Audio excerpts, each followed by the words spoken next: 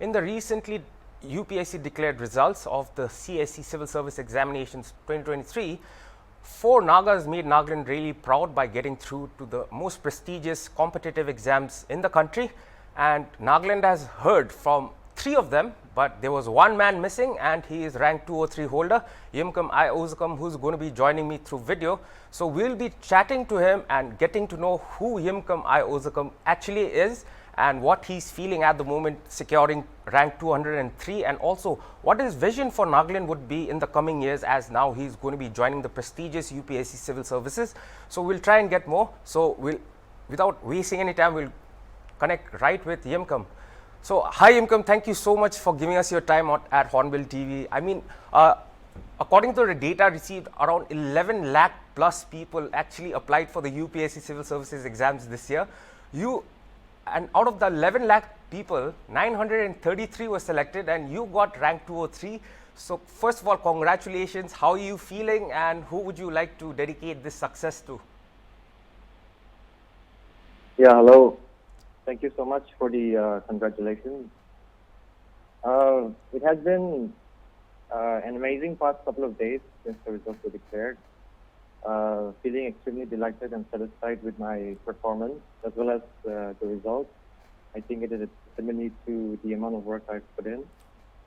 I think coming to the question of who I would like to dedicate the success to, I think obviously I should like to give the first thanks to the Almighty, because this is a very competitive exam, and like you mentioned earlier, there's a very low percentage of people getting to the exam. So being the exam being competitive as it is, you need a lot of luck as well. So the luck factor, I think God plays an important role, so I give thanks to him.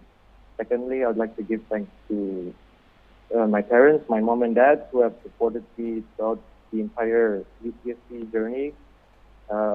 Financially, spiritually, and emotionally, they have been supporting me all throughout.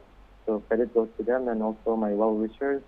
And also a special shout-out to the senior officers who I've been working under in my posting, the ADC, the DC parent, the ADC training and the ESC training, who have allowed me to take time off to prepare for this exam. So I'm very thankful for them. And last but not the least, all the well-wishers and all the people who have supported me in prayer and in financially as well. So yeah, those are the four items or people that I'd like to give the credit of my success to. All right, Yimkum. I mean, like just now you had mentioned it's quite a tough exams, and you had it was one hell of a preparation for you to actually crack this exam. I mean, like you are already in service. You are in 2018. You got the AAC rank. I mean, like people like who are aspirants, they give about like 14 hours to around 18 hours. When you are in service, how did you manage to actually even get the time to prepare for such an arduous exam, and also what kept you motivated? I think generally people think that you crack the exam in your first or second attempt, but obviously I think for a lot of people that's not the case. I think usually what happens is people on average crack the exam in their third, fourth, fifth attempt. This was my fifth attempt as well. So I think with every failure, the four attempts, my past four attempts have been failures, but I think with every failure there's always something new to learn. There's always a new experience, a new perspective on the exam. So I think that helped me very much, and just understanding my weaknesses and where I need to improve. I think having a strategy, improving my weaknesses, converting those weaknesses to strengths, and focusing more on my weaknesses, I think it really played a huge role in my success. And obviously being consistent and hard work. And I feel like you don't have to study, you don't have to put in like 10 plus hours every day. If you are consistent enough, I think 4 or 5 hours every day is more than sufficient to crack the exam. But you have to make sure that those 4 or 5 hours that you put in is a very focused amount. And if you can do that for like a couple of years, 1 year, 2 years, I think you have a very high chance of cracking the exam. All right. So Yimkum, I mean, like 2018, you got the AAC rank, and after which you've also been applying for the UPSC exams. I mean, Right. you had just mentioned that this was your fifth attempt, and you cracked it at your fifth attempt.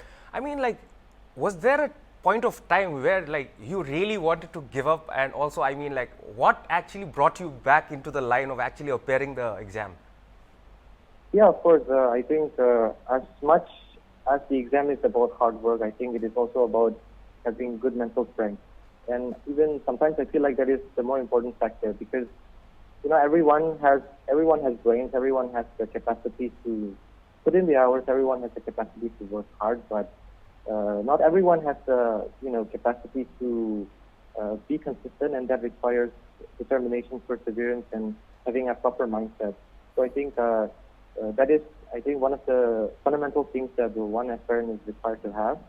And coming to the question of managing my workload that you've mentioned in the question, I think, like I said, you don't need a lot of time to prepare for this exam. You need 4 or 5 hours, and if you do that daily, I think you're keeping a good routine. So, All right. Now coming, I mean, like, okay, now talking a little more about the exams. I mean, if you look at the syllabus of the civil services exams, I mean, like, there is no definite syllabus. So, I mean, you are already working, you are already a government servant. How did you keep yourself updated on all the different happenings, current affairs, just call it current affairs? How did you keep yourself updated? Because there are a lot of training or rather coaching centers that give out booklets. So were you also subscribing to any of them, or were you doing this through your own effort? I think we're living in the 21st century, and the 21st century is the time of the internet. It's the time of mobile phones. It's the time of computers and laptops. So if you have a good internet connection on your devices, I think getting access to those materials is quite easy. And coming to the question of how I kept myself updated, there's so many platforms, there's so many institutes that are offering free materials. For example, in terms of current affairs, of course, it's not easy to daily read the newspaper.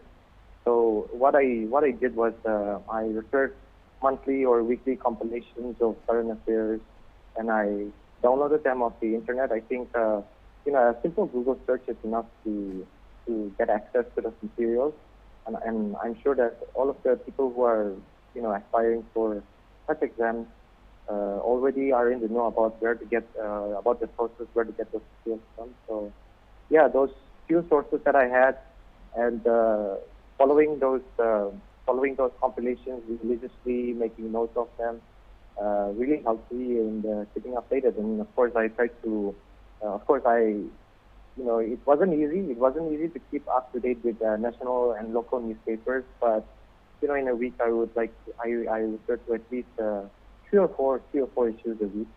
So I think that helped me in getting a good base of the current affairs, of the current events that was going on around me.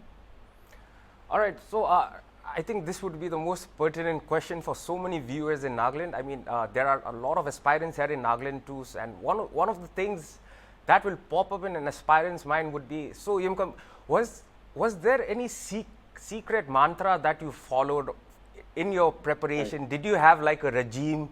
Did you have like a routine or a timetable schedule that you used to follow? And also, how were you able to keep up working to and then preparing to? Yeah. I mean, I've mentioned this.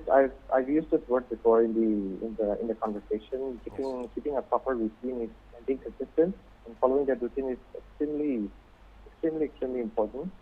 And one thing I think in my first 2 attempts, I didn't make notes. I just referred to textbooks and the study materials, and I didn't make notes. And the problem was when the exam came, and there was like just 1 or 2 weeks before the exam, revising all that we have studied is extremely difficult if you don't maintain notes. So that was one of the weaknesses I identified in my preparation strategy. So from the 3rd exam onwards, I religiously tried to try to keep notes.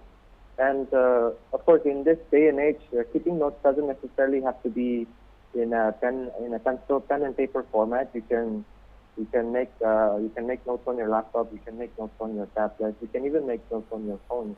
So it's become very easy to sort of it's easy to take your phone anywhere, right? Even if you're posted in the jungle, even if you're posted in a very remote location, it's easy to jot down notes on your phone. So that was the strategy I used. I think it was very digital approach, I should say, towards my strategy towards preparing for the exam, and I think that immensely helped in my success in the exam. All right, Yimkum, you just mentioned that this was your 5th attempt. So talking about the exam, do you think that the UPSC exams or civil service exams, do you think that the paper is getting harder or it's evolving into a more, putting in more of logic rather than more of knowledge? And do you, what is the one thing that an aspirant should be aware of when sitting for the civil services exams, and also about the question paper? So is the UPSC evolving in its form of giving questions, and also what should an aspirant be aware of when sitting for the CSE exams? Regarding what an aspirant has to be aware of, I think there's 2 kinds of aspirants sitting for this exam. One is a very serious aspirant, and one is a not so serious aspirant who has been, encouraged or, rather forced to take the exam by his well-wishers or his parents. So I think those are 2 types.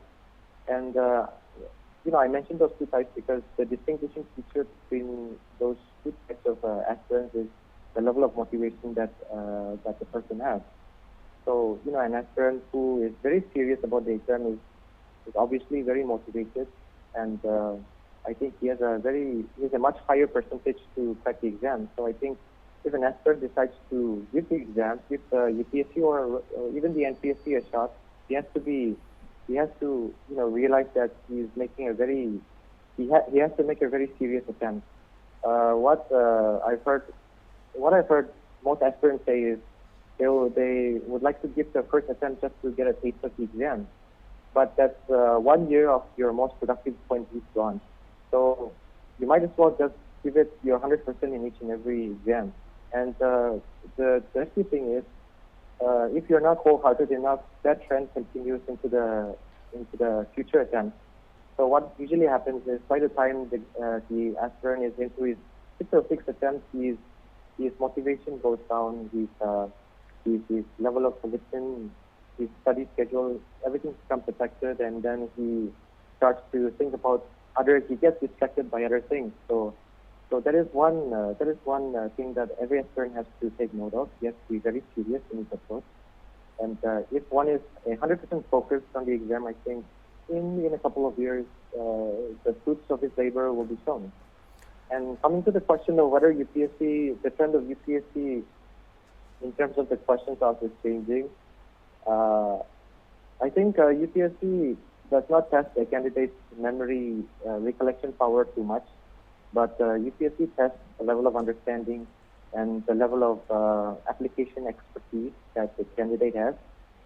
For example, in the politics section, UPSC will never ask what a particular article in the Constitution is for.